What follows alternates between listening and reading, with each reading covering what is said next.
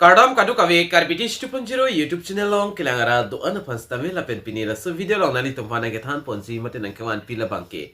PM Internship scheme puthak se na wan pig lo nali tum la so scheme long pen ko PPL si ke long jima la pen ko son si ka apply nang jima la so puthak se no nani tum la so video long nang than pachini ponek ko nali tum la so YouTube channel subscribing on la pen video nali tum share ponek tang ke non pathe pen PM Internship scheme puthak le lang pon nang la pen che than pon nang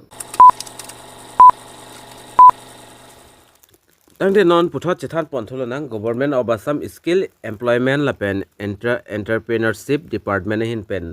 ผู้ทอดกับพิกหลังปอนทุนนี่เลยละสอบผู้ทักสตามีกิดามตังหุ่นนาลีตุมพานนางทานปชินิปนอีกล้อละเป็นเป็นอาณาบางผัวบางพี่ตุมันสตามีนี่เลยละสอยสกีมาผู้ทักนี่เลย apply ไปอีกล้อละสิผู้ทอดนอนละสอยสกีมาผู้ทักนี่เลยเทที่นี่อารามนางทานปชินิปนทุนเลยปอ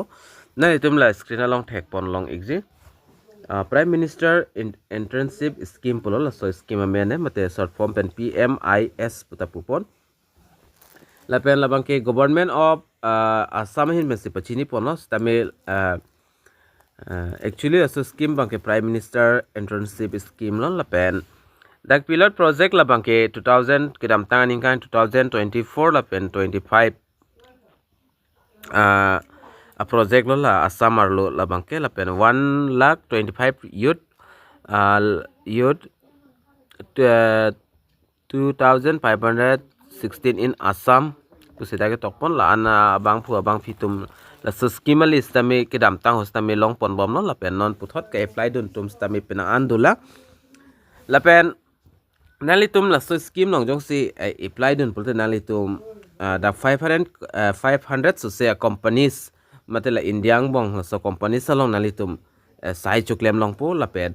sai choklem chot takali nalitum modak training ka charli awar sai ta long pon ikpo la pen certificates tami nalitum long pon ikji la pen nalitum sakuri asono mate nalitum chiklo izona long nalitum dak tok pon ta theklong si the entrepreneur will get 6,000 as one time in indicator and 5,000 per month of period of 12 months internship asila so internship apan jong nalitum jogdon iglo la pen apply dun iglo jong silong iglo pulte nalitum ke cheng sila bang 6,000 la bang nalitum han aki join ang piek po and interni fan la pen la one time wedi nalitum long ji la pen suri pho la bang ke nalitum per month chiklo jon wang nalitum long pon ik pola ning kaning siang bongke jolalo alle la bangke la pen certificate hai hu staminal tum long ponik po la pen hadak companies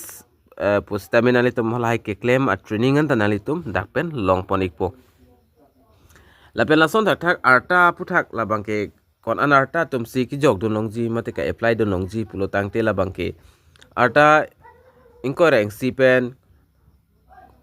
incorrect pli an arta tum la so scheme long bangke jog dun long igji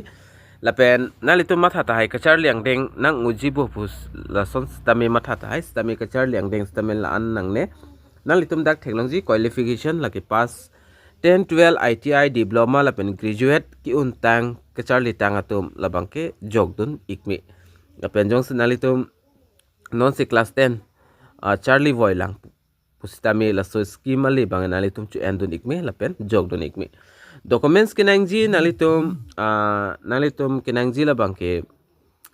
registration na ho nalitum long aadhar la bangke do ik vek nangji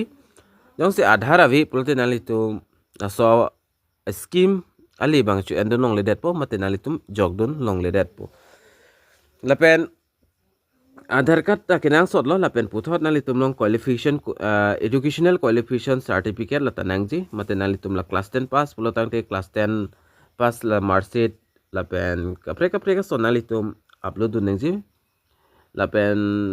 do tula nalitum jong se class 12 pass pulote nalitum la 10 market 12 market staminalitum ki pidu nangji kenang sodlo la pen puthot dai sia form ka upload dun nangji dolang self declaration of family income la so a family income a declaration of form staminalitum fill up dun pen la ta upload dun nang po la pen nalitum jong si jogdun igvegji mate apply dun igvegi pulo tangte nili already la PM internship aputhak nili video ka upload pondo nalitum lang le lang pulte lang dam ikon hodak kilang pen stami nalitum mina stami hemini lun pen mobile pen stami apply meji lapen Assam arlo labangke registration non la 2024 lapen 25 aparman labangke la sochiklo non la 12 March hello last date lo nalitum matha tahai je non adet kom re hosi la so video ki wan pu matha tahai stamini li tuning pe no la so puthak ni li ka upload pon la pe ni li ka apply pitang ta doi ko lo la pe nalitum jong si jogdun exi apply exi pulte nalitum PM internship la so website long dam nang po la pminternship.mca.gov.in la so website along la penalitum kaprek details son kachini lang pulte nalitum la so website long dam nang po das tam nalitum ang to na details nalitum pore pon ik po long po la pen lang pon ik long po la pen jong si nontan nalitum dak pini pulte 11 lo la pen ap ke 12 lo la si nalitum jong si jogdun ikvekji pulte non ta por dola nalitum jong si claim dunji ning hang pulotang te apply thekthi pulte nili phan na humri gon nili stamina chirap dun ikpo nalitum apan lapen video stamina nili already ka upload pon doi gelo oda nalitum dam pen stamina lang dam ikme lapen nili non nalitum apan la so a website long dam pen asap so a process nili na piklang pon ikpo nalitum theklongji pm internship.mca.gov.in la so website long wang lo pulte nalitum a mobile screen long stame la sonar janan chiklang ekpo la penalitum jong si ladak pen registration tang lo pulte nalitum la login po option doji la so option long ber penalitum login pon ikme jong si non akimi apply ji mat jogdon exi pulo tangte nalitum la youth registration pu theklongji la so dim si nalitum ber nang po dak beredet pen api nalitum mobile number ki pidu nangji kinang sot Aadhaar card long killing a mobile number le nalitum pidu nikon enter 10 digits mobile number podim nalitum da mobile number beredet pen api laso a box along nalitum bernang po I confirm that the provide mobile number is unique ladet pen nalitum na submit option theklongji la sodim nalitum ber iglo pultang te OTP nang lekpo OTP nalitum ber iglo pulte registration of form da chingpu pon ikpo jolalo a process la bangke lapen dak ketok stami pinaan do pon nalitum lang pon igon ko pp offer sida ke pi pon mala pen kilong pon jima labang ke nalitum theklongji ko pp experience mala pen nalitum la so scheme long pen nalitum pinang andak pen insurance stami nalitum long pon exi प्रधानमंत्री जीवन ज्योति बीमा योजना la so scheme stamelo प्रधानमंत्री सुरक्षा बीमा योजना lahini insurance abang ke nalitum doikpo laning kaning si ang bongke jolalo lase ale mate benefit labang ke doi ko nalitum